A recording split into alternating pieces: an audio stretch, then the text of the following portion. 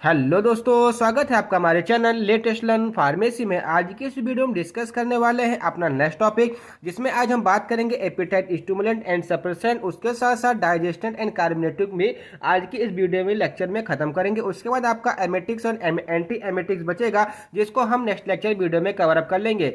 आपको लग रहा होगा कि फार्माकोलॉजी थर्ड में हमारा सिलेबस बहुत पीछे है, लेकिन मैं आपको कुछ बता देना चाहता हूँ कि मेडिसिनल केमिस्ट्री में हमने ऑलरेडी जो यूनिट नंबर 2 है उसको कवर अप कर ली है। फॉर एग्जांपल के तौर पे हमने एंटीबायोटिक में पेनिसिलिन, सिफेलोस्पिरिन, क्लोरामफेनिकॉल, मैक्रोलिड एंटीबायोटिक, उसके बाद हमने यहाँ पे टेट्रासाइक्लिन एमाइनोग्लाइकोसाइड, जिस तरीके से फार्माकोलॉजी में पढ़ना चाहिए था और मेडिसिनल केमिस्ट्री में दोनों को कॉम्बिनेशन करके मैंने वहाँ पे मैकेनिज्म ऑफ एक्शन भी बताया था और हर एक चीज टॉपिक को आपको वहाँ पे क्लियर आउट किया था। अब इसमें थोड़ा सा ओवरव्यू जानने की जरूरत रहेगी, तो मैं आपको एक थोड़ा सा शॉर्ट लेक्चर दे दूंगा इसके ऊपर, पूरी सेकेंड यूनिट के ऊपर, जिससे कि आपको ये जो एक पूरे टॉपिक है वो आपको समझ में आ जाएगा। उसके बाद जो हमारे बच रहे कीमोथेरेपी के जनरल प्रिंसिपल और जो हमारा सल्फोनामाइड्स है, कोट्रिमिक्साजोल वाली जो ड्रग है, इन सबको हम डिस्कस कर लेंगे एक एक वीडियो के अंदर और ये हमारी यूनिट नंबर सेकंड खत्म हो जाएगी। तो अभी हम फार्माकोलॉजी थर्ड में पीछे नहीं है, हमने मेडिसिनल केमिस्ट्री के अकॉर्डिंग सब कुछ कवर अप कर चुके हैं। तो आज का वीडियो जो हमारा है बहुत ही इंपॉर्टेंट होने वाला है, क्योंकि अगर आपके एग्जाम में 7 नंबर में ऐसा पूछा जा सकता है discuss the pharmacology of the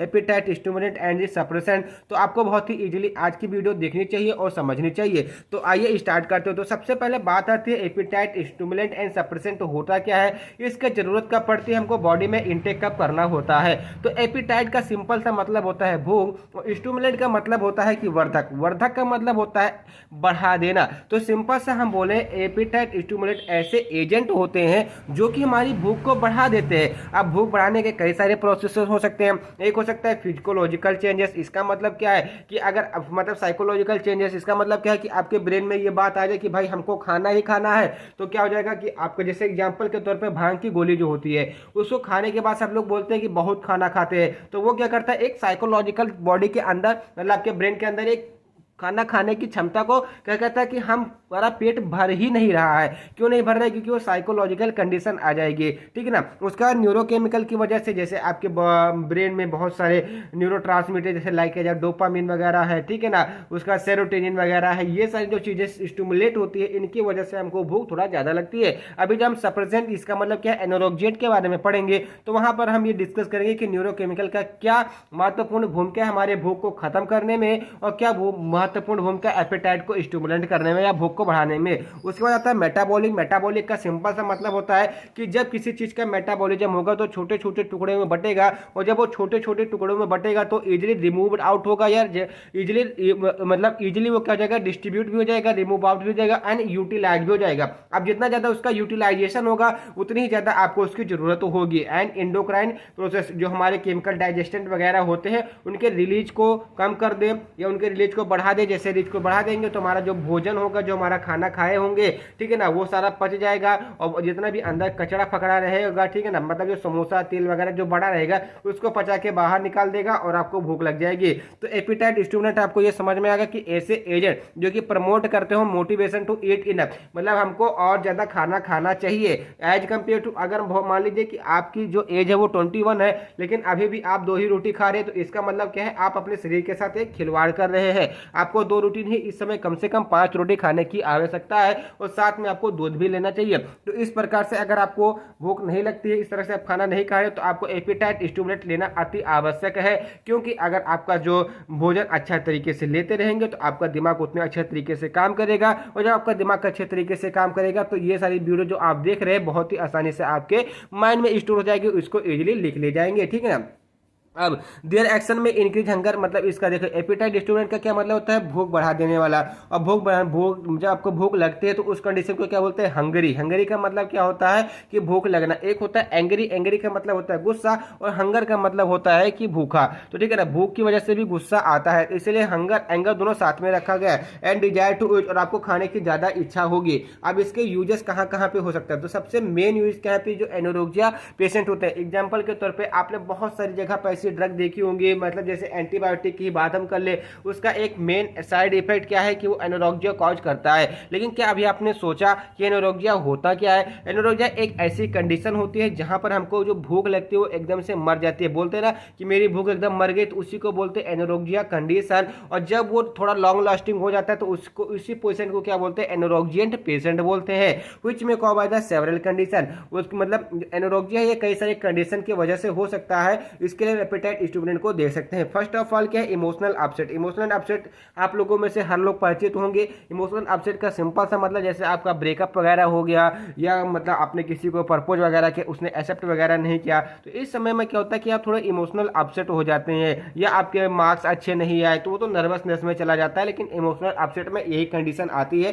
तब क्या होता है कि बहुत लोगों को आपने देखा होगा ब्रेकअप वगैरह के बाद उनको क्या होता है, खाना खाना अच्छा नहीं लगता है। वो 3-3 महीने बोलते हैं कि हम एकदम डीप, हमारी बीपी एकदम वो हो गई, हम शॉक में चले गए, ऐसा वगैरह। उसके बाद झुरा के लकड़ी हो जाती है, ठीक है ना। तो ये क्या है, एक एनोरेक्सिएट पेशेंट की एक निशानी होती है क्या? इमोशनल अपसेट की वजह से एनोरेक्सिया हो सकता है। उस कंडीशन में उनको क्या देना चाहिए? Appetite stimulant. भैया उस समय तो कुछ नहीं काम करने वाली, मैं उसको गारंटेड दे रहा हूँ, ठीक है ना। उसका जाता है नर्वसनेस। नर्वसनेस के बारे में अगर हम बात करें तो जैसे आपका जब एग्जाम आता है तो एग्जाम के ड्यूरेशन में क्या आप खाना खा पाते? नहीं खा पाते। सोचते हैं कि भाई इसको भी पढ़ ले, उसको भी पढ़ ले, ये आ सकता है, वो आ सकता है, इससे आपकी भूख खत्म। तो ये हो गया नर्वसनेस। उसका लोनलीनेस। लोनलीनेस का मतलब क्या होता है कि अकेलापन। अगर आप अकेले रहते हैं, आप अपने दोस्तों के साथ में नहीं रहते, आप अपने कॉलेज फ्रेंड के साथ में नहीं रहते हैं, तो आपका जो यूटिलाइजेशन होगा, एनर्जी का यूटिलाइजेशन बोलने वगैरह में जो वह होगा, जो खर्चा होगा वो नहीं होगा। अकेले बैठे रहेंगे, ऐसे सुस्त पड़े रहेंगे, सोएंगे, खाएंगे, वो खा ले, एक बार खा लेंगे, पता चलेगा अकेले में है, उसके बाद आराम से दबा के सो लेंगे। उसके बाद क्या होगा,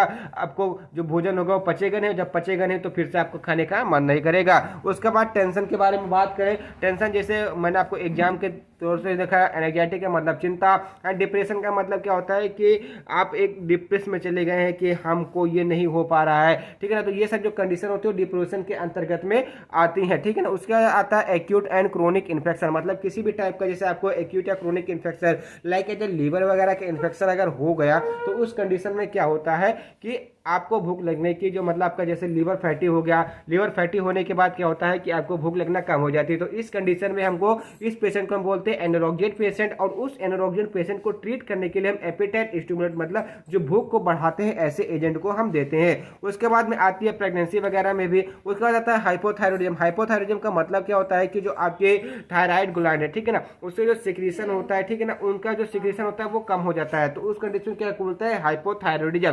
क्योंकि आप जानते हैं कि जो हमारा हाइपोथायरॉयडिज्म में एक बहुत ही मतलब ये हमारे थोड़ा सा ग्रोथ हार्मोन को भी स्टिमुलेट करता है पिट्यूटरी ग्लैंड के माध्यम से, जिसकी वजह से हमारा शरीर ग्रोथ करता है। लेकिन एक ऐसी कंडीशन आ जाए जहां पर आपका जो हाइपोथायरॉयडिज्म मतलब जो हाइपोग्लैंड है, ठीक है ना, उसके जो सिक्रेशन और इसका जो केमिकल कंस्टिट्यूएंट या उसके जो बायोकेमिकल जो हमारे रिसेप्टर से जो भी वहां से सिक्रेट आउट हो रहा था, वो आपको क्या कर रहा था? ग्रोथ करवाता रहा था। एक समय के लिए ऐसा आ जाए कि वो उसके जो सिक्रेशन कम हो जाए तो आपकी ग्रोथ वहीं पे रुक जाएगी। अब जैसे ही आपकी ग्रोथ रुक जाएगी तो आप क्या हो जाएंगे? बौने के बौने रह जाएंगे। तो इसलिए आपको क्या यूज करना चाहिए वहां पे? Appetite stimulant. उसके बाद सेवरल ड्रग थेरेपी, जैसे कि मैंने अभी एग्जांपल के तौर पे एंटीबायोटिक का एग्जांपल लेकर बताया कि कैसे एंटीबायोटिक आपके ऊपर इफेक्ट तो करती है लेकिन आपके भूख को मारने का भी काम करती है। तो उस कंडीशन को हम क्या बोलते हैं? एनोरेक्सिएट पेशेंट। तो ये था कुछ एपेटाइट स्टिमुलेंट के बारे में, क्या कहां पे यूज करते हैं, और एनोरेक्सिया के बारे में कि कहां पे एनोरेक्सिया पेशेंट कैसे हो सकते हैं और कहां पे इसका यूज किया जा सकता है। अब बात आती है कि हमारी सिंथेटिक ड्रग आती है। देखिए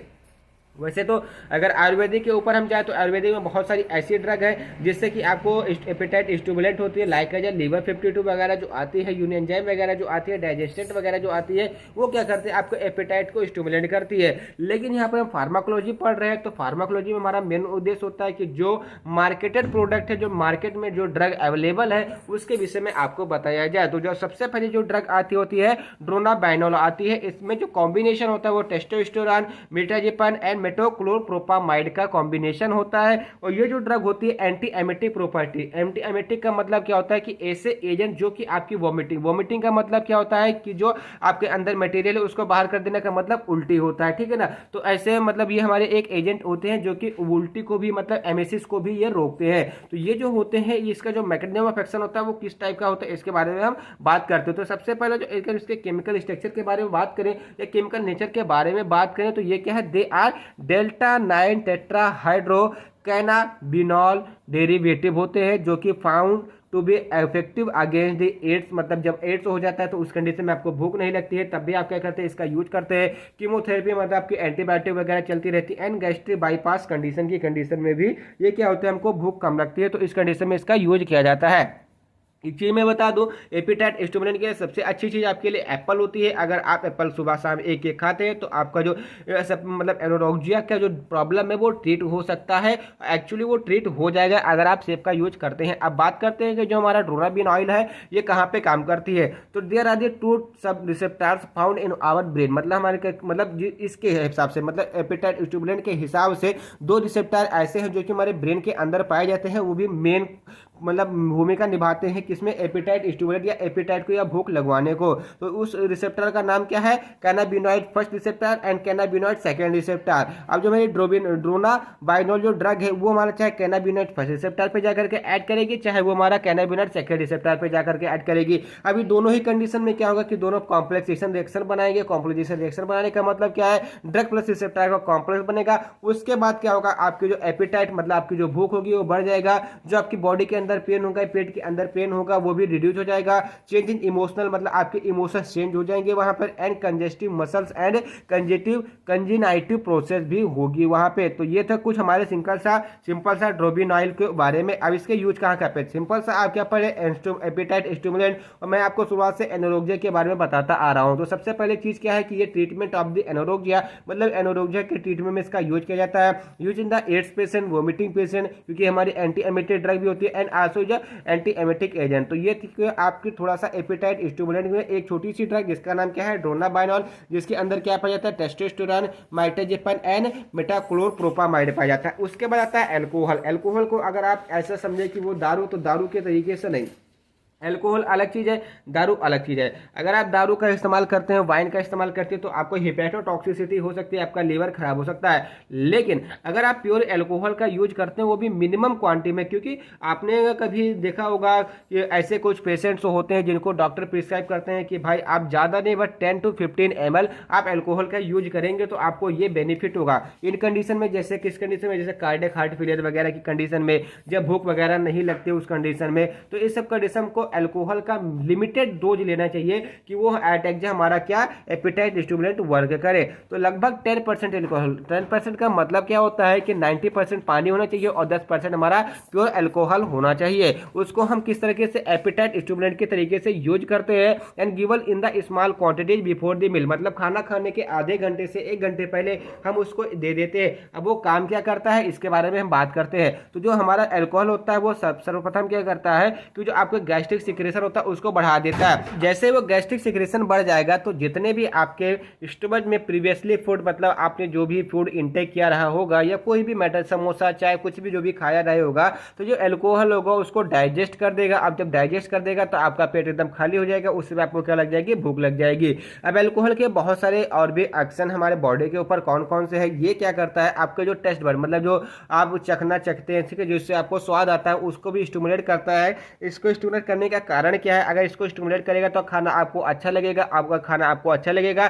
तो आप उसको इंटेक करते जाएंगे। उसके बाद alcohol stand as a major component और the constitute in the many appetite stimulant tonic. For example के तौर पे लीवर 52 जो टॉनिक आती है, अगर आप उसमें इंग्रेडिएंट के बारे में देखेंगे तो वहां पे पीछे हमारे परसेंटेज के हिसाब से वहां पे अल्कोहल स्टिमुलेटर मतलब एज अ एपिटाइट स्टिमुलेंट के तरीके से वहां पे मेन इंग्रेडिएंट में हमको मिलता है। एंड रिपीटेड इंजेक्शन मतलब कहने का क्या है, इसका सिंपल सा मतलब क्या होता है कि अगर आप रिपीटेड टर्म पे लेते रहेंगे तो आपको इसका दुष्परिणाम ही भोगना पड़ सकता है। इससे आपको गैस्ट्राइटिस भी हो सकता है। गैस्ट्राइटिस क्यों हो सकता है, क्योंकि अल्कोहल क्या कर रहा है, वो इंक्रीज कर रहा है गैस्ट्रिक सिक्रेशन को। आप जैसे गैस्ट्रिक सिक्रेशन को इंक्रीज करेगा तो अगर आपका पेट खाली रहेगा तो आपको गैस्ट्राइटिस की प्रॉब्लम हो सकती है। And diminution in the appetite, और आपको भूख भी मर सकती है। Hence use in the limited, इसका मतलब क्या है, ये दोनों तरीके से भी ड्रग है, आपके लिए अच्छी भी है और बुरी भी है। तो इसलिए आपको क्या है, इसको लिमिटेड डोज में लेना है। उसके बाद आता है डेक्सामेथासोन। आई होप आपको डेक्सामेथासोन से परिचित कराने की आवश्यकता नहीं है। आप जानते हैं कि किस लाइन की ड्रग है और कितनी इफेक्टिव होती है, कितनी जरूरी है किसी भी क्लिनिकल, किसी भी हॉस्पिटलाइज या किसी भी प्रकार के पेशेंट के लिए, क्योंकि ये जो ड्रग होती है स्टेरॉइडल होती है और लाइफ सेविंग ड्रग के अंतर्गत में आती है। तो इसका जब कब यूज किया जाता है, जब लाइफ का एंड स्टेज आता है। एंड स्टेज का मतलब क्या है, लास्ट स्टेज। इसका मतलब क्या है, जैसे मतलब वो जैसे बहुत लोग बोलते हैं ना कि जैसे एज ज़्यादा हो जाने पर उनको भूख लगना कम हो जाता है, हॉस्पिटल में एडमिटेड। फॉर एग्जांपल के तौर पे अगर आपने एक मूवी देखी होगी मुन्ना भाई एमबीबीएस के नाम से, तो उसमें जो कैरम खेलता है, तो अगर आप वहाँ पे देखेंगे तो वो जो बुढ़ा था, वो बुढ़ा खाना या कुछ नहीं खा पा रहा था। तो उस समय में क्या उसको डेक्सामेथासोन का अगर इंजेक्शन दिया जाता तो वो क्या एनोरेक्सिया के जो हमारे मतलब उसके अंदर सिम्टम्स है उसको ट्रीटेबल हो सकता था, क्योंकि वो लास्ट स्टेज में था। लेकिन हाँ, उसको कैरम खेल के उसको जूस पिलवा दिया गया था, वो अलग की बात है। अब इसके साइड इफेक्ट क्या क्या हो सकते हैं? सबसे पहला साइड इफेक्ट क्या है इसका, इम्यून सप्रेशन। इसका मतलब क्या है, आपका जो इम्यून सिस्टम हो जाएगा वो सप्रेस हो जाएगा, ठीक है ना। उसके बाद मायोपैथी हो सकती है, उसके बाद ऑस्टियोपोरोसिस भी आपको साइड इफेक्ट कॉज हो सकता है। ऑस्टियोपोरोसिस का मतलब क्या है, हड्डियों का धीरे धीरे गलना, ठीक है ना। सिंपल सा मतलब बता रहा हूँ, इसका ऑस्टियोपोरोसिस का बहुत सारा लंबा प्रोसेस है, लेकिन सिंपल सा मतलब कहता है मतलब हड्डियों का धीरे धीरे गलना, ब्रेकिंग होना, इस कॉल्ड ऑस्टियोपोरोसिस। अब उसके बाद जो इसमें नेक्स्ट ड्रग आती है वो आती है क्राइपोहिप्टोडिन, ठीक है ना। हिप्टो का मतलब समझ रहे हैं कि ये मतलब हमारी लीवर के ऊपर काम करेगी। तो ये जो हमारी ड्रग होती है एक्ट एज सेरोटोनिन एंटागोनिस्ट, मतलब ये जो सेरोटोनिन मतलब जो 5-HT होता है हमारे बॉडी के न्यूरोकेमिकल, हमारे ब्रेन के सिग्नल से सिक्रेट आउट होता है, वहीं से वर्किंग करता है। NH1 एंटी हिस्टामिन, हिस्टामिन तो आप ऑलरेडी जानते हैं क्या होता है, ब्लॉकर। मतलब ये क्या करता है, सेरोटोनिन को एंटागोनाइज करता है, H1 हिस्टामिन रिसेप्टर को ब्लॉक करता है, जिसकी वजह से आपको antipyretic, appetite stimulate and anti allergic action देखने को मिलता है। तो सिंपल जो मेरी ड्रग होगी वो सेरोटोनिन से जाकर के बाइंड करेगी, इसको क्या कर देगी, एंटागोनाइज कर देगी, या H1 रिसेप्टर से जाकर के बाइंड करेगी, इसको क्या कर देगी, ब्लॉक कर देगी। अब इन दोनों का रिजल्ट क्या होगा, ठीक है ना। मतलब एंटागोनाइज करने का और ब्लॉक करने का रिजल्ट क्या होगा कि आपका जो भूख लगने की क्षमता होगी वो बढ़ जाएगी। अब इसका यूज देख लेते हैं क्या कर पाते हैं। Use for the treatment of the मतलब perennial and seasonal allergic rhinitis, मतलब कहने का क्या है, जिसको मतलब स्नोफिलिया वगैरह की दिक्कत होती है उसमें भी इसका यूज किया जाता है, ठीक है ना। एंड वैसोमोटर राइनाइटिस, इसका मतलब एलर्जिक कंजक्टिविटी में भी इसका यूज किया जाता है। उसके बाद जो आपकी नेक्स्ट ड्रग आती है मेजिस्ट्रॉल, ये बहुत ही इंपॉर्टेंट ड्रग है, आपको मार्केट में अवेलेबल होती है। जो मेजिस्ट्रॉल होते हैं ये प्रोजेस्टेरॉन होते हैं, डेरिवेटिव होते हैं, which is commonly used as appetite stimulant in the cancer people, ठीक है ना। मतलब इसका यूज जो होता है वो वुमेन्स मतलब मेंस्ट्रुएशन साइकिल वगैरह में जो डिस्टर्बेंस वगैरह होते हैं वहाँ पे किया जाता है। लेकिन जो हमारे कैंसर के पेशेंट होते हैं उसमें भी मेजिस्ट्रॉल का यूज किया जाता है। And also use in the severe waste load in the patient with HIV, मतलब ऐसे पेशेंट जिनको HIV की वजह से उन्होंने घबराहट पाल ली, अपने अंदर ऐसा कुछ मनोवैज्ञानिक दबाव बना लिया जिसकी वजह से उनको भूख लगना खत्म हो गई। इस कंडीशन में हम उनको ये ड्रग क्या देते हैं। It is cheaply to use for its anti neoplastic property, इसके अंदर एंटी न्यूप्लास्टिक प्रॉपर्टीज भी पाई जाती है। तो ये थे आपके एपेटाइट स्टिमुलेंट। अगर 7 नंबर में आपको लिखने के लिए आ जाए तो कौन कौन इसको आसानी से लिख सकता है, जल्दी कमेंट करके हमको बताइए, ठीक है ना। अब उसके बाद आपका जो नेक्स्ट टॉपिक आता है एपेटाइट सप्रेसेंट, जो कि हमने सिलेबस में देखा था। इसका क्या मतलब था, एनोरोक्सिएंट। इसका मतलब क्या, अभी तक हमने एपेटाइट स्टिमुलेंट देखा मतलब जो भूख को बढ़ा सके, लेकिन कुछ ऐसे पेशेंट होते हैं जो कि क्या होते हैं, थोड़े मोटे होते हैं, ताजा होते हैं, इतने मोटे हो जाते हैं, इतनी ओबिसिटी हो जाती है उनके अंदर में, इतना फैट जम जाता है कि उनको पतला होना पड़ता है। तो इस कंडीशन को हम क्या बोलते हैं, ओबिसिटी। और ओबिसिटी को किस ड्रग से ट्रीट करते हैं, एनोरोक्सिएंट की जो ड्रग होती है उससे यूज करते हैं। इसका मतलब क्या है, जिसको एपेटाइट सप्रेसेंट मतलब भूख को कम करने वाले जो एजेंट होते हैं उसका यूज करते हैं in the treatment of the obesity. तो एनोरोक्सिएंट का सिंपल सा यूज आप कहाँ पे करेंगे, 2-3 जगह पे यूज कर सकते हैं। आप सोचिए कहाँ कहाँ पे। पहला क्या हो सकता है, ओबिसिटी में, दूसरा क्या है सर्जिकल कंडीशन में, और तीसरी ऐसी कंडीशन जहां पर आपको मतलब ऑपरेटेबल हो आपके कार्डियक वगैरह, जहां पर आपको खाना खाने के लिए मना हो, आप आसानी से निगल ना सकते हो, ठीक है ना। उस कंडीशन में हम एनोरोक्सिएंट का यूज करते हैं। तो these agent which suppress the hungerness, मतलब जो आपकी भूख को कम करता है, कैसे कम करेगा, by providing bulky supplement and reducing appetite. इसका मतलब क्या, देखिए बल्की का मतलब क्या है, थोड़ा भारी, तो आपके पेट में क्या कहते हैं, बल्कनेस कर दे, जिसका जैसा आपका पेट हमेशा डमोडम लगे, एकदम भरा भरा लगे, तो उस कंडीशन में क्या आप खाना खाएंगे, नहीं खाएंगे। और दूसरा या तो आपकी भूख को खत्म कर दे, तो ये हमारा क्या होता है, एनोरोक्सिएंट होते हैं। ओबिसिटी क्या होता है, ठीक है ना, access fat deposited into the adipose tissue, मतलब एडिपोज टिश्यू में हमारे जो फैट होते हैं एक्सेस अमाउंट में स्टोर हो जाते हैं, इसको क्या बोलते हैं, इंपेयर्ड हेल्थ। उसी की वजह से होने वाले जो डिजीज वगैरह होते हैं, ओबिसिटी।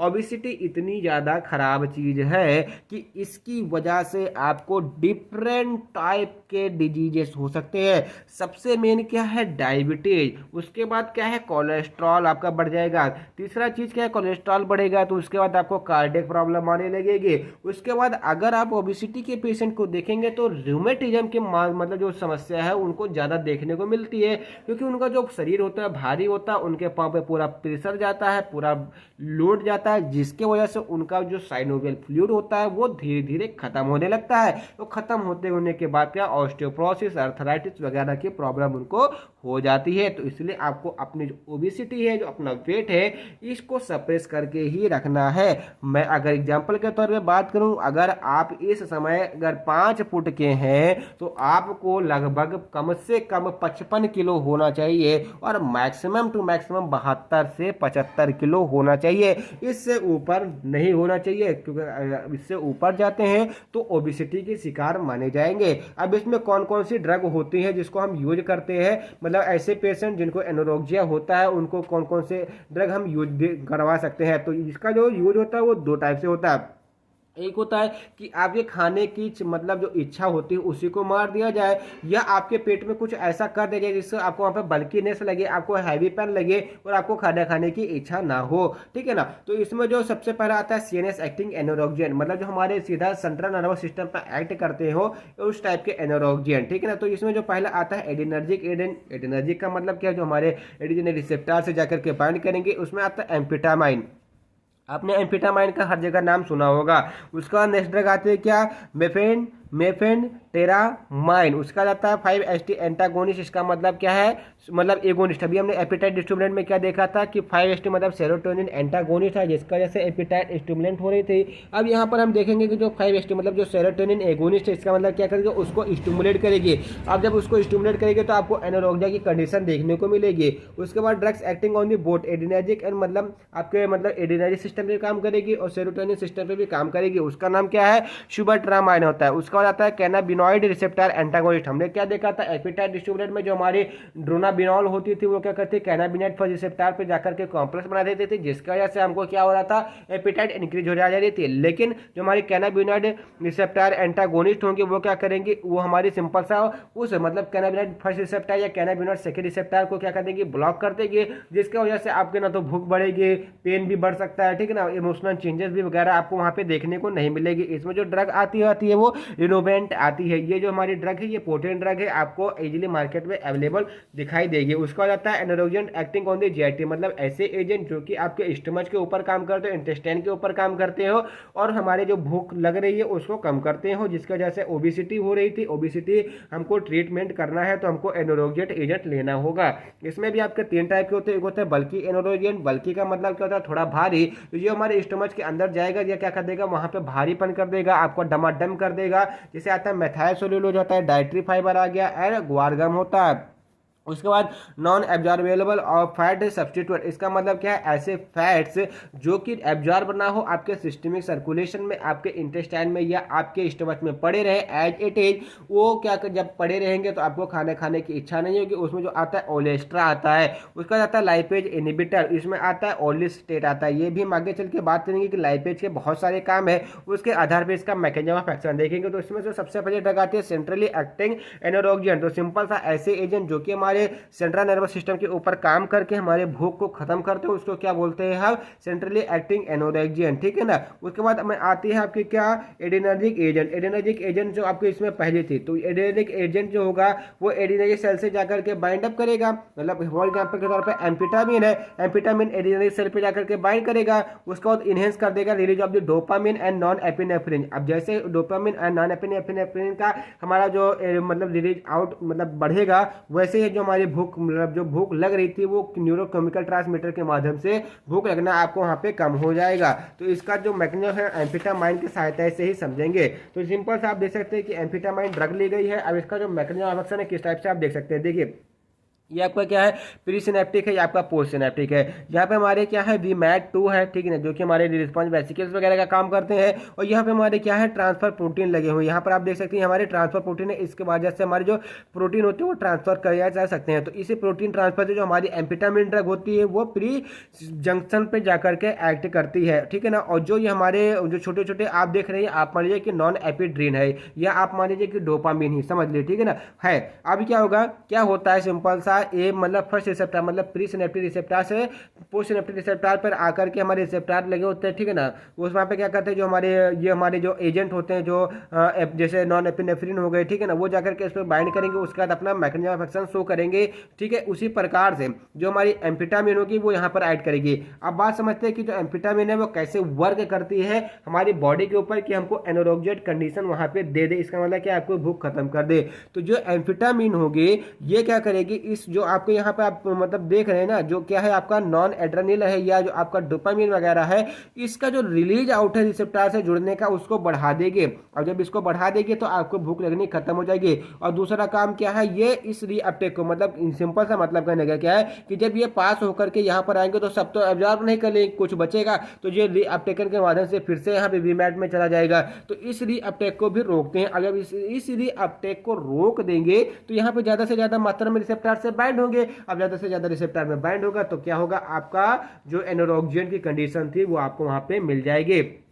अब इसको थोड़ा सा हम देखते हैं। दे directly act in sympathomimetic action देता है। जैसे एग्जांपल के तौर पे ड्यूरिंग द एग्जामिनेशन आपको भूख लगनी कम हो जाती है, ठीक है ना। यही कंडीशन यहाँ पर आपको देखने को मिलेगी। क्यों, क्योंकि वहाँ पर आपके भी sympathetic nervous system sympathomimetic nervous system आपका स्टिमुलेट हो जाता है। अब इसका रिजल्ट क्या होता है, स्टिमुलेटिंग नॉन एड्रेनल रिलीज और ब्लॉकिंग इट्स अपटेक, मतलब रीअपटेक को ब्लॉक कर दे या इसके रिलीज को बढ़ा दे।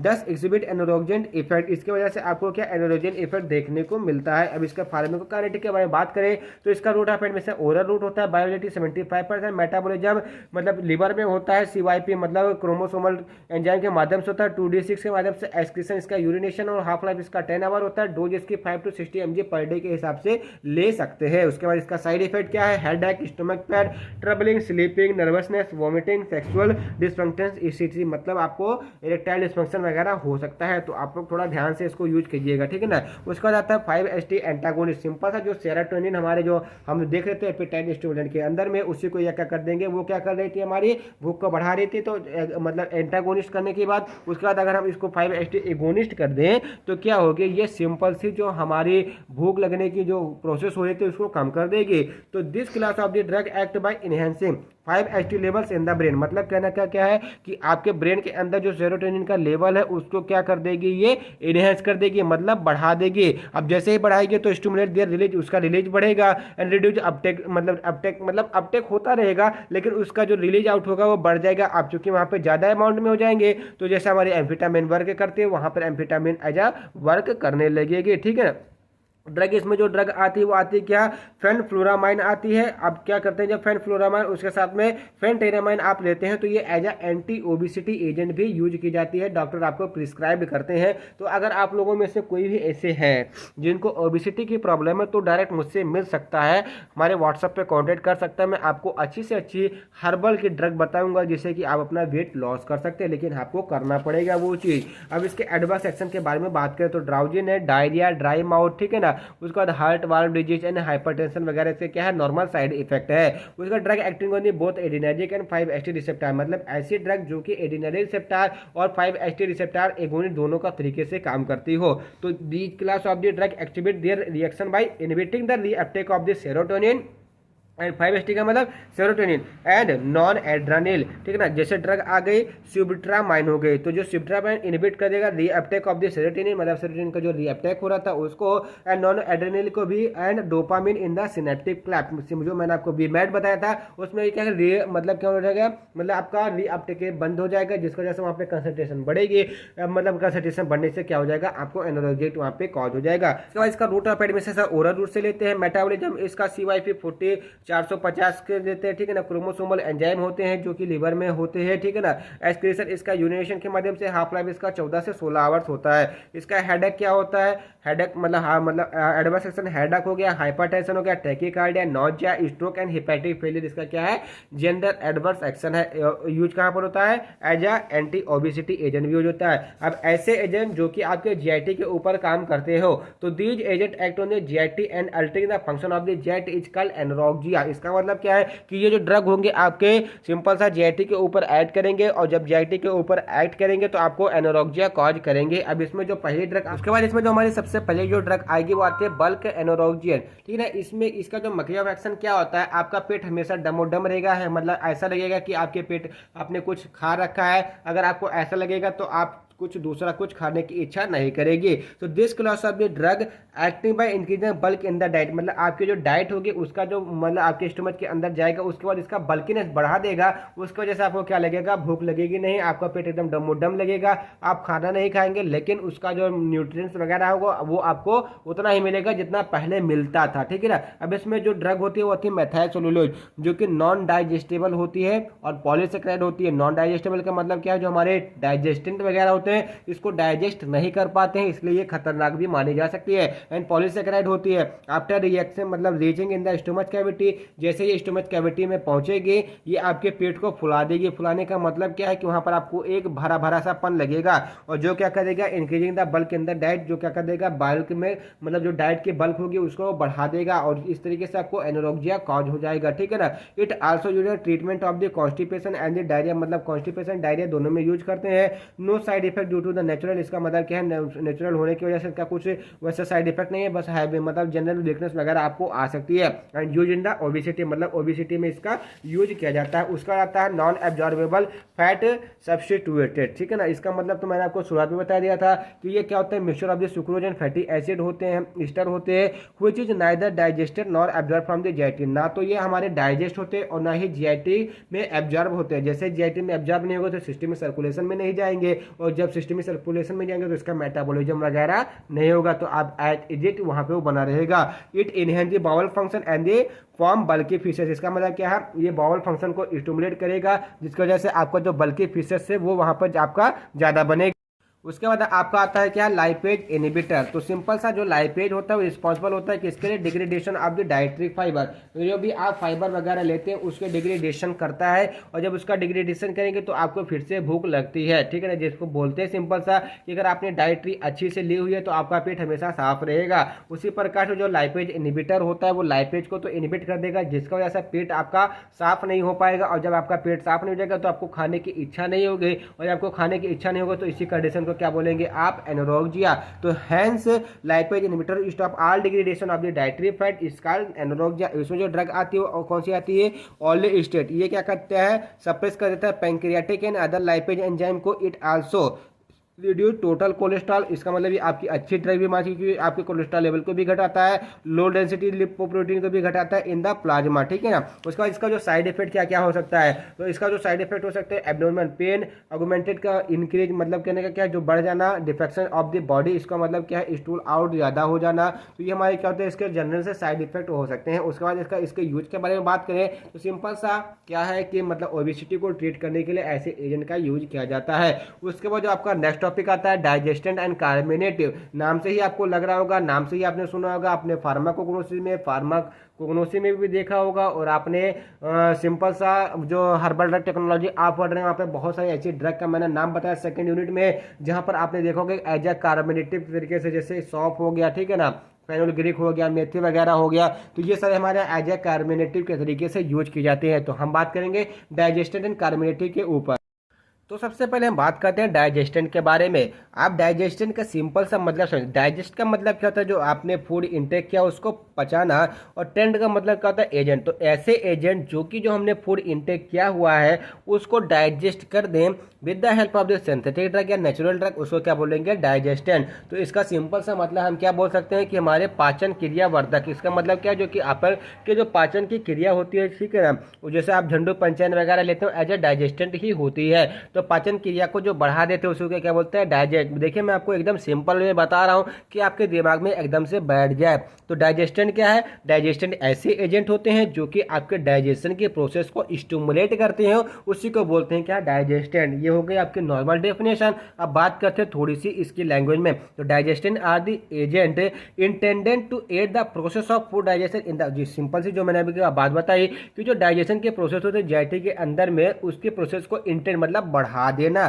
ठीक है ना। एंजाइम सच है पेप्सिन हो गया, पैनक्रियाटिन हो गया, पपाइन हो गया, play a vital role in the digestion, मतलब डाइजेशन में एक इंपॉर्टेंट रोल निभाते हैं। Among them anyone deficiency can cause indigestion, मतलब इनमें में से अगर किसी की भी डिफिशियंसी हो गई थोड़ी सी भी तो आपको इंडाइजेशन की प्रॉब्लम वहाँ पे हो सकती है। इंडाइजेशन से सिंपल सा मतलब आपको कॉन्स्टिपेशन वगैरह की दिक्कत वहाँ पे हो जाएगी, ठीक है ना। उसका बाद most commonly alternative drug are used certain enzyme, मतलब इसी एंजाइम को हम क्या करते हैं फर्दर सिंथेटिक फॉर्म में बनाते हैं अपने लेबोरेटरी वगैरह में।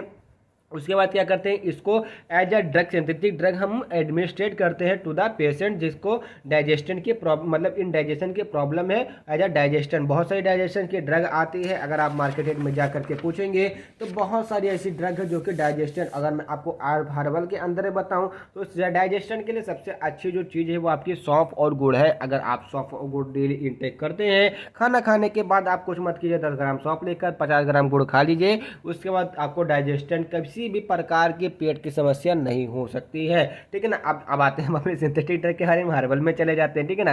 पहला आता है क्या, पेप्सिन। तो सबसे पहले पेप्सिन का वर्क समझते हैं क्या होता है। तो pepsin is a digestive protein. इसका प्रोटीज का मतलब क्या होता है, जो प्रोटीन को तोड़ता हो, ठीक है ना। इसका मतलब पेप्सिन का मतलब जो प्रोटीन को तोड़ता, सिंपल सा बात से पकड़िए, पेप्सिन मतलब प्रोटीएज, प्रोटीएज का मतलब प्रोटीन को तोड़ने वाला, which promote in the produce in the stomach, जो कि स्टमक में आपके प्रोड्यूस होता है। तो जो पेप्सिन, उसके साथ में क्या होता है कीमोट्रोप्सिन, उसके साथ में ट्रिप्सिन, ये तीनों मिलकर क्या करते हैं, जो प्रोटीन बनता है प्रोटीन को ब्रेक डाउन कर देते हैं। आप प्रोटीन को ब्रेक डाउन करके किस में बनाएंगे, पेप्टाइड बनाएंगे, और जो कि आप जानते हैं कि अमाइनो एसिड इसकी यूनिट होती है, तो दो चीजें बनाएंगे, एक बनाएंगे पेप्टाइड, एक बनाएंगे amino acid. After injection of the food, खाना खाने के बाद क्या होता है, जो गैस्ट्रिन है the vagus nerve stimulate the release of the pepsinogen and acid. इसका मतलब क्या है कि जो आपका आपने जैसे खाना खाया उसके बाद आपकी पैराइटल सेल एक्टिवेट हो जाएगी, जिसका वजह से आपका मतलब एचसीएल वगैरह सीक्रेट आउट होने लगेगा, वो किससे होगी, वेगस नर्व के द्वारा। तो वहाँ पे दो चीज़ आपको, एक पेप्सिनोजन होगा, एक एचसीएल होगा।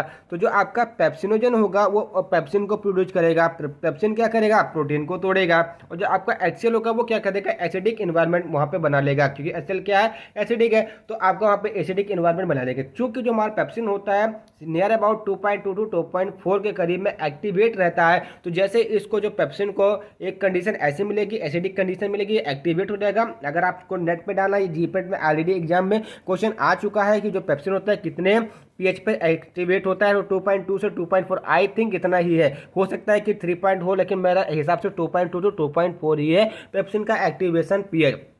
तो एचसीएल ने क्या किया, हमको पीएच दे दिया, पेप्सिन क्या हुआ, वहां पर एक्टिवेट हो गया, जिसका जैसे आपने फूड लिया वो डाइजेस्ट हो गया ना, ठीक है। उसके बाद आता है क्या, पपाइन आ गया। पपाइन क्या काम करता है, पपाइन मेडअप ऑफ 212 एमाइनो एसिड से मिलकर बना होता है, जो कि पपाया में पाया जाता है, and aid in the digestion of the metal fibre, meat fibre, मतलब जो आप मीट फाइबर वगैरह जैसे मुर्गा, मछली, बकरा, अंडा ये सब खाते हैं, ठीक है ना। तो इन सबके डाइजेशन में इसका पपाइन का यूज किया जाता है, इसलिए बोलते हैं कि मतलब जो मांसाहारी चीज हो उसको खानी नहीं चाहिए, ठीक है। उसके बाद आता है पैनक्रियाटिन, ये क्या आता है, मिक्सचर दी एमाइलेज। एमाइलेज का काम आप जानते ही होंगे क्या होता है, स्टार्च को तोड़ने का काम करता है। ट्रिप्सिन, ट्रिप्सिन का भी आप काम की जानते होंगे, प्रोटीन को भी तोड़ के ओलिगोसैकेराइड बनाता है। एंड लाइपेज का भी आप तो काम अभी आपको जेड बताया, ये ट्राइग्लिसराइड को तोड़ के फैटी एसिड एंड ग्लिसरॉल में बदल देता है। तो सिंपली से ये synthetic outer row source of the pancreatic, जैसे हॉग या ऑक्स, इसका मतलब क्या है, जो पेनक्रियाटिन है उसको हम अगर दूसरे चीज से लेना चाहे, मतलब सिंथेटिक फॉर्म में लेना चाहे तो कहाँ कहाँ से ले सकते हैं, एक हो गया हॉग से ले सकते हैं, दूसरा हॉक्स से ले सकते हैं, ठीक है ना। हॉग मतलब ये सुअर वगैरह, पिग वगैरह होते हैं, ठीक है ना। एमाइलेज का क्या पता है, स्टार्च से ओलिगोसैकेराइड बनाता है, मतलब हमारी जो मान लीजिए ग्लूकोज वगैरह बनाता है। ट्रिप्सिन हमारा क्या करता है, प्रोटीन को हाइड्रोलाइज करके ओलिगोसैकेराइड बनाता है, और जो लाइपेज होगा वो क्या करता है, ट्राइग्लिसराइड को फैटी एसिड एंड ग्लिसरॉल में कन्वर्ट करता है। अब आता है कि हमारी बाइल एसिड, तो जो हमारी बाइल एसिड है प्रिंसिपल कंस्टिट्यूएंट, बाइल एसिड मतलब जो बाइल एसिड होता है इसका जो प्रिंसिपल कंस्टिट्यूएंट होता है क्या, bile pigment, cholesterol, mucin, lecithin, water, sodium, calcium, etc क्या है, इसके मेजर कंस्टिट्यूएंट है। व्हेन ओरली हम इसको एडमिनिस्ट करते हैं, एब्जॉर्ब फ्रॉम द इंटेस्टाइन मतलब इंटेस्टाइन में एब्जॉर्ब कर ली जाती है, and excreted into the bile, उसके बाद फिर क्या करते हैं बाइल में फिर से एक्सक्रीट हो जाती हैं। जैसे एग्जांपल के तौर पे मैंने आपको कहाँ पे मैंने आपको बताया था, जब मैं आपको वहाँ पे drug acting on the cardiovascular system आपको पढ़ा रहा था, तो हाँ मैंने आपको बताया था एक ड्रग का नाम बताया था, वो बाइल एसिड सेस्क्विटर्पिन से बाइल एसिड सेस्क्विट्स। इसका मतलब क्या है, बाइल एसिड को टर्मिनेट करके आपके बॉडी से उसका एलिमिनेशन रेट बढ़ा देता था। तो क्या होता था, जो आपका कोलेस्ट्रॉल रिस्पॉन्सिबल होता है बाइल एसिड के फॉर्मेशन के लिए, तो जैसे ही आपका जो बाइल एसिड होता था वो क्या करता था कि आपके मतलब फेकल मटेरियल के द्वारा क्या करता था, बाहर निकल जाता था। तो जब उसकी कमी होती तो जो कोलेस्ट्रॉल होता था वो कोलेस्ट्रॉल क्या करता था कि बाइल एसिड में कन्वर्ट हो जाता, जिसके बाद क्या था कोलेस्ट्रॉल का जो लेवल होता था आपके ब्लड के अंदर से वो कम हो जाता था, क्योंकि बाइल एसिड को कंटिन्यूस बना रहा होता था। तो ठीक उसी प्रकार से भी यहाँ पे भी हमारा बाइल एसिड काम करता है। अब आता है HCl, क्योंकि आप HCl जानते हैं, ये आप अपने किसी भी ड्रग के फॉर्मुलेशन सॉल्ट फॉर्म में देखेंगे तो वहाँ पर आपको HCl जरूर मिलेगा। 10% HCl 5 ml dissolve in the मतलब 20 ml of the with water. अगर सिंपल सा क्या कहते हैं 10 ml HCl लीजिए, मतलब 10% HCl लीजिए, उसको 5 ml डिजॉल्व कर लीजिए, मतलब कहने का क्या है 10% HCl लेकर उसका 5 ml निकाल लीजिए, उसमें 100 से 200 ml वाटर में मिला दीजिए, ये आपका बनेगा standard formulation of the HCl। आप इसको इंटेक कर सकते हैं, ठीक है ना। तो ये हमारे क्या थे, कुछ हमारे डाइजेस्टेंट थे जिसके बारे में आपको बताया। उसका आता है कार्मिनेटिव। देखिए ये सारी चीज़ें जो हमारे 2 नंबर में आ सकती हैं, लेकिन एनोरेक्सिया एपेटाइट स्टोरेट हमारे 7 नंबर से कम में नहीं आएगा। तो कार्मिनेटिव क्या करते हैं, जैसे ये हर्बल ड्रग होती है जो कि पेट फूलने की जो समस्या होती है उसको आपसे निजात दिलाती है। बहुत लोगों को आपने देखा होगा बोलते हैं कि पेट एकदम से फूल आया है। फूल आने का ये मतलब नहीं, ओबिसिटी नहीं मतलब होता है। पेट फूलने का मतलब होता है कि उनका जो खाना है वो अच्छे से डाइजेस्ट नहीं हुआ, जिसकी वजह से आपको वहाँ पर उनका क्या मिलेगा, गैस बन गई। गैस बनने से बाद क्या हो जाएगा, उनका पेट फुलाया। इसी को बोलते हैं ड्रग दैट रिलीव द फ्लूटेस, मतलब पेट फूलने की जो बीमारी से निजात दिलाते हो उसी को बोलते हैं कार्मिनेटिव। सबसे अच्छा क्या है, फेनुग्रीक हो, ठीक है ना। उसका क्या होता है, सौंफ वगैरह आता है, हमारे कार्मिनेटिक ड्रग के यूज में लिए जाते हैं। जैसे carminative are the agent which prevent the formation of the gas in the GIT, मतलब जो हमारे कार्मिनेटिव ऐसे एजेंट होते हैं जो कि गैस नहीं बनने देते हैं जीआईटी में, और facilitate the expulsion of the solid gas. इसका मतलब जो आप भर निकालते हैं ना, उसके एक्सपल्सन को क्या कर देता है, जल्द मतलब फैसिलिटेट कर देता है, और जो भी गैस बनी होती है वो आपके समझिए रहे ना कि कहाँ से बाहर निकल जाती है। एंड रिलीव इन द फ्लेटेट्स, मतलब क्या जो आपके पेट फूलने की समस्या उससे आपको क्या निजात मिल जाती है। अब जैसे कैंपर आ गया, कैंपर एज हम कार्बोनेटिक तरीके से यूज कर सकते हैं। Obtain from the steam distillation, इसको स्टीम डिस्टिलेशन, मेरा तो कैंपर ने ही, मेरा जो हमारा माउथ अल्सर हुआ था उसने कैंपर ने ही ठीक किया, ठीक है ना। अब यहाँ पे कार्बोनेटिक के तरीके से बात की जा रही है। Obtain from the steam distillation, इसको स्टीम डिस्टिलेशन के द्वारा प्राप्त किया जाता है। किसे, chips of the camper tree, camper के ट्री के चिप्स को स्टीम डिस्टिलेशन करते हैं, तो उसके बाद हमको कैंपर मिलता है। And also obtain from the pinene, और पाइनिन से भी इसका हम क्या कहते हैं आइसोलेट करते हैं। It enhance the movement of the gas from the stomach, मतलब क्या करता है कि जो गैस का मूवमेंट होता है उसको बढ़ा देता है। 10 गैसेस डिस्टिनेशन रिलीफ, उसका मतलब गैस से आपको रिलीफ मिलता है। उसके बाद आता है एनिस ऑयल। एनिस ऑयल क्या होता है, dry deep fruit of the पाइपिलिनियम एनिसम, ठीक है ना, use as a carminative at the dose of 0.1 ml। आप इसको इंटेक करेंगे तो एज अ कार्बोनेटिव के तरीके से आप इसका यूज कर सकते हो। उसके बाद कार्डेमम ऑयल आता है, ठीक है ना, obtain from the rapeseed of the Elettaria cardamomum, they are alpha terpineol, मतलब ये अल्फा ट्रिपिनॉल होते हैं। And its carminative action from the ancient time, मतलब लंबे समय से, मतलब प्राचीन समय से लेकर अभी तक ये कार्बोनेटिक के तरीके से यूज किया जाता है। तो आई होप आपको ये वीडियो समझ में आया होगा। अगर वीडियो आपको समझ में आया तो वीडियो को लाइक करना, चैनल को सब्सक्राइब करना एंड कमेंट करके हमको जरूर बताना कि आपको वीडियो कैसा लगा। मिलते हैं नेक्स्ट वीडियो में हर्बल एक्सीपिएंट के साथ, जो कि आपको 100% में श्योर करता हूं कि कल आपको वीडियो मिल जाएगी हर्बल एक्सीपिएंट्स के ऊपर। Thank you for watching the video from the latest learn pharmacy.